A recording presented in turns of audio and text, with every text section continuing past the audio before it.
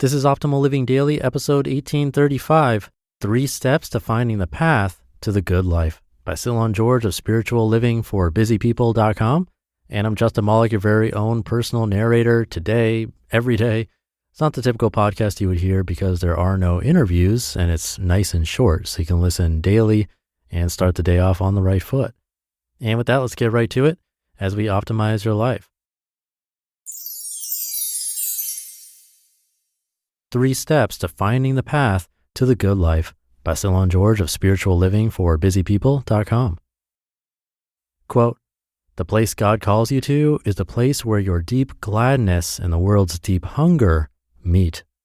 Frederick Buechner. You can be anything. The sky is the limit. The world is your oyster. You've undoubtedly heard phrases like these before. They are signs of the abundant opportunities we have to create the life of our dreams. At other times in human history, options were limited. If you were born a couple hundred years ago into a family of farmers, your opportunities would likely be confined to farming all the days of your life. For many years in modern society, parents fully expect their children to leave the farm and upgrade their socioeconomic status. They were expected to take full advantage of all the options afforded them that their parents could only dream of.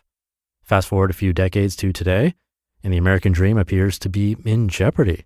For the first time in generations, children may not do as well as their parents. Though opportunities abound, society is changing so fast that young people are preparing for a world that may be different than what they have today. Nothing feels stable. Everything is in flux. This mixture of opportunity and anxiety about the future have caused parents and children to be more stressed than ever. And many parents are willing to do almost anything to set their children on the right path. One path to the good life. Over the past few years, it feels like the world is becoming a more hostile place for young people and adolescents. And all this stress is being acutely felt in the years up to and including college. How are parents and families responding to the uncertainties of our times? In a recent interview, adolescent mental health expert Dr. B. Janet Hibbs said in this moment of historic swerve, parents are exerting more and more control over their children. Why? She states, quote, "Parents are scared that there's only one path, a linear path to the good life," end quote. Dr. Hibbs also mentioned the rise of the phenomenon called destructive perfectionism. This is the notion that kids can't tolerate not being able to excel at everything. In other words, our kids are being protected from failure, and so they are unprepared to deal with it. In another interview about college students, Stanford lecturer Denise Pope echoed this assessment, quote, "It's very scary to let your kid make a mistake or fail or not turn in their homework or get a bad grade or make a social mistake or whatever. And I think they talk about this thing, the door. We don't want the door to close. We want to keep all doors open." She continues, quote, "Parents want the recipe for getting their Roberto to be successful. And the problem is there is not a recipe, which is really hard to hear as a parent. You're not going to know how this all works out until it's working itself out and they get older and all that. So it's really hard on the parents," end quote. Interesting paradox, isn't it? On the one hand, we're telling our kids they can be anything. On the other, we're telling them that there's only one path to get there. And what is the good life? A stable, high-paying job, fame and fortune, family vacations? What would you do if your kid tells you they want to be a farmer rather than a Wall Street banker? What's a parent supposed to do? Shouldn't parents do all they can to ensure their kids find the right path? Shouldn't they protect them from any chance of failure or decisions that would forever take away their chances of success? Maybe as you hear this, you're thinking back to your college days and decisions you made that altered the course of your life. Maybe you expected to be in a certain career or life situation by now, but it never materialized. Maybe you spend your precious days dreaming about what life could have been if you'd made different choices.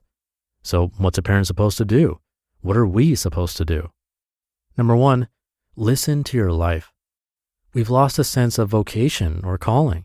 We've lost the ability to patiently listen to the guidance our lives give us. We're too busy chasing down 1,000 rabbit holes in hopes of finding the one that will fulfill all our dreams and desires. We're too busy trying to keep 1,000 doors open just in case. The words of Parker Palmer urge us to consider another method, quote, "Before you tell your life what you intend to do with it, Listen for what it intends to do with you. Before you tell your life what truths and values you have decided to live up to, let your life tell you what truths you embody, what values you represent, end quote. What if we could teach our kids to engage in a process of listening to their lives? What if we can learn to listen alongside them? Number 2, let the doors close. This may sound impossible right now, but when you learn to trust and listen to your life, you'll learn to trust life when doors begin to close and options begin to go away. This is one of the primary ways life speaks to us. Sometimes we're trying to reopen doors that have long been shut. Again, Palmer invites us to pay closer attention because, quote, each time a door closes, the rest of the world opens up, end quote. Are you willing to fully trust in this truth? Because the truth is that you cannot stop the doors from closing anyway. You just have to pay attention to the ones that open up. Number 3, be present.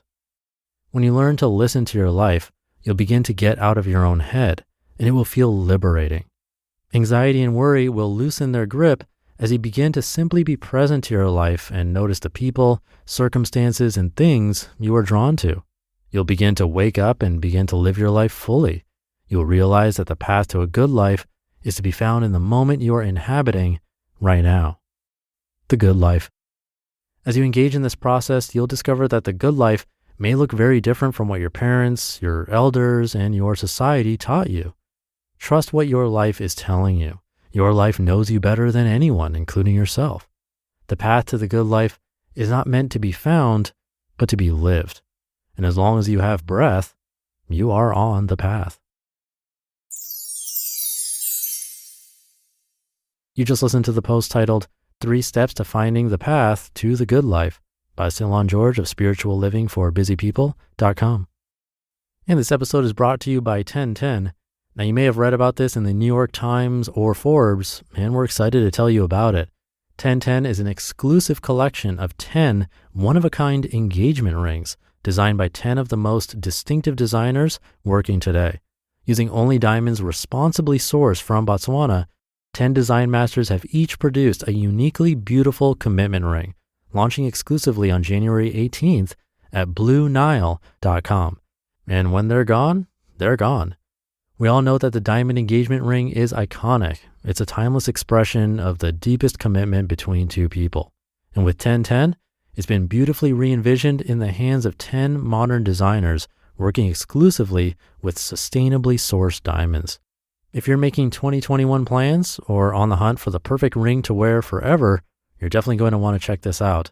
Again, this exciting limited edition collection of diamond engagement rings launches on January 18th, and you can preview it exclusively at BlueNile.com. Thank you to Cylon. Come by spirituallivingforbusypeople.com for more from him. He has a quiz you can take to see if you struggle with the idea of loving yourself. You can find that at spirituallivingforbusypeople.com/quiz. And I do want to mention, as we're in the holiday season, that our Optimal Living Daily Workbook, 5 years in the making, is finally available as of this month. And it's a huge show of support for us if you pick one up. It has a ton of prompts and exercises that go along with blog posts I've narrated here on this show. And I'm really hoping by the time this episode goes live that we'll have some kind of option for international orders, those outside of the US. But as of about a week ago, it's available for shipping in the US only. Shipping is free, by the way. So please do check it out. Just come by oldpodcast.com/shop. But that'll do it for today. Thank you for listening and sticking around until the end. Have a great weekend if you're listening in real time, and I'll see you tomorrow as usual, where your optimal life awaits.